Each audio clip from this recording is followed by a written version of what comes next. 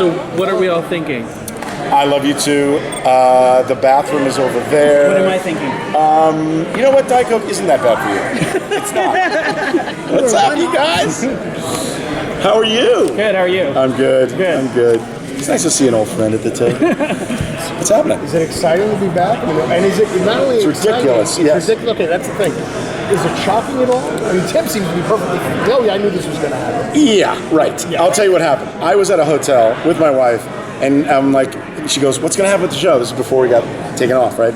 And we're sitting there, and I go, "Oh, you know, it's going to be, I don't know, we'll see. We've got another year. We'll wrap it up this year, whatever." Tim calls and he goes, "All right, so it's not going to be another year. It'll probably be about 13 episodes. We'll do that, okay?" 10 minutes later, not a joke. All right, so it's going to be 6 episodes. We'll do 6, and then we'll do that, right?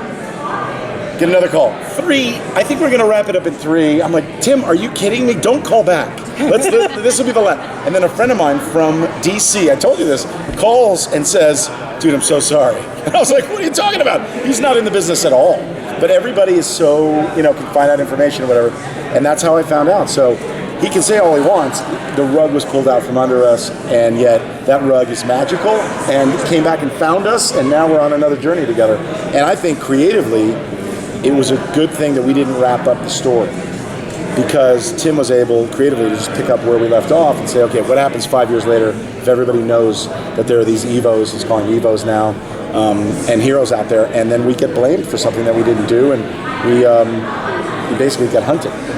So it's cool. And my character is doing something you never would expect him to do, and he's in a place that hopefully they'll justify why he's doing what he's doing over the next few episodes. I've only shot 1, but Are you in it's all pretty of them? good. No, I come in a few episodes in. Yeah, thankfully I've been working, and schedule-wise, I didn't come back as a regular on this, so, and that happens. They're kind of beholden to your schedule. So I did a little independent movie. Yes. What are the chances that we'll see baby Matt Parkman throughout the series? What the chance of seeing me throughout the series? No, his son. Oh, you know what? I was just saying, I hope that that's the case, because he's got powers. They explored that, but there's so many characters to service on this show that I don't know if they're going to have the bandwidth to kind of do that. We'll see. I hope so. There's going to be a lot of back and forth with Tim. I really want to engage with the audience between episodes, much in the way they do with Talking Bad or The Talking Dead. I'm really trying to make that happen.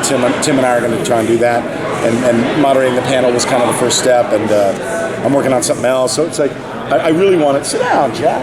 I really want to be able to do that, because the audience is everything to the show.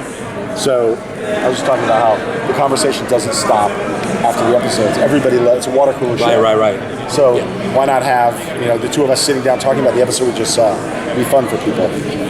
So we'll see. Well, what can you say about the relationship your characters have now at this point, 5 years after we last saw them? Well, I've been spilling the beans. Oh, have you? Yeah. Okay. Dude, I'm not a series regular. It doesn't matter. Go ahead.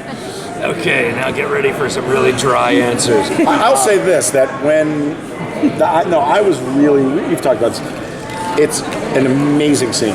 When I come in, it was meant to be just a kind of a scene that we've done before on the show, extracting information from Jack, and it turned into something really, It was really cool because we got to employ our history. We got to incorporate the fact that he knew and loved Claire, that all the things that he's trying to find out are really painful and damaging to him in a way that he was not at all expecting. He wasn't looking forward to this moment, but I think he was also just feeling like, I'm going to be, I got to do what I got to do. And then... And when you find me, I walk in the room and I'm the last person you're expecting to see, which is really cool. Yeah. And, so it really turned the scene on its ear, and it became a much more personal and emotional scene than it might have been otherwise. Yeah. Look at Zach trying to be all serious. It's just so funny. It's like, even in this material, I'm not going to correct. This is not Chuck. I'm not cracking a smile. Look at that. Look at that. I've got to be serious. You know, Come on, if my expression weren't quite so strained, I wouldn't. I might take more shots. Yours at them. looked like they took your picture while traveling on the freeway and you were standing on the side. There are your head, G-forces. There are your head is a little like akimbo. It's weird. You referred to Claire in the past tense. Does she have anything to do with what happened in Odessa? I referred to Claire in the past tense because he's trying to get information of something that had happened. Yeah. So he's digging in and trying to find what happened at a certain moment.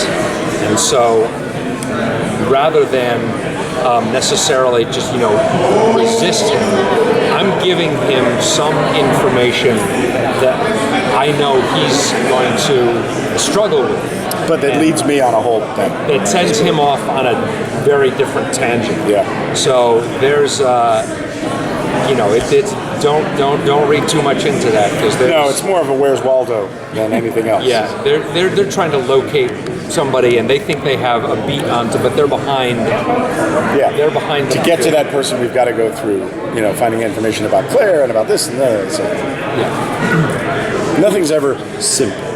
No. It's always a 6-episode hammock that we have to crawl across to get the answer. Yeah, exactly. Given the time lapse, how would you say the 5 years has changed Heroes as a show itself? The approach to it? Well, the 5 years, it's a very different world. It's not people discover. It's not Matt Parkman going, oh my God, I'm hearing people's thoughts. What's going on? He can now not only hear people's thoughts, but he can implant thoughts and make them and make them do certain things and trap them in their own nightmares. And so many people's powers have evolved. The cat is out of the bag, but it's a much more dangerous, paranoid world for those people who have abilities than it was when we first discovered, Matt Parkman doing this, or Claire fixing her shoulder, or, Peter levitating. And your character, I would say HRG is not as cut and dry. Even though you were always sympathetic, yet surprisingly working for the bad guys. Well, I was the face of evil for the first 4 episodes. For the first 4 episodes, yes. But then all of a sudden it was like, wait a minute, the face of evil that I want to hug. How's that happen? Well, what's interesting, and it's actually really true in life, is that proximity to somebody with abilities or to somebody who is a minority of some kind tends to open your heart and open your mind. And living with Claire and loving his daughter Claire has done that to him. And he's just not. He doesn't look at it from a clinical, company first perspective. He's much more affected by her life and her feelings, and it's opened his mind to a whole other world. Yeah.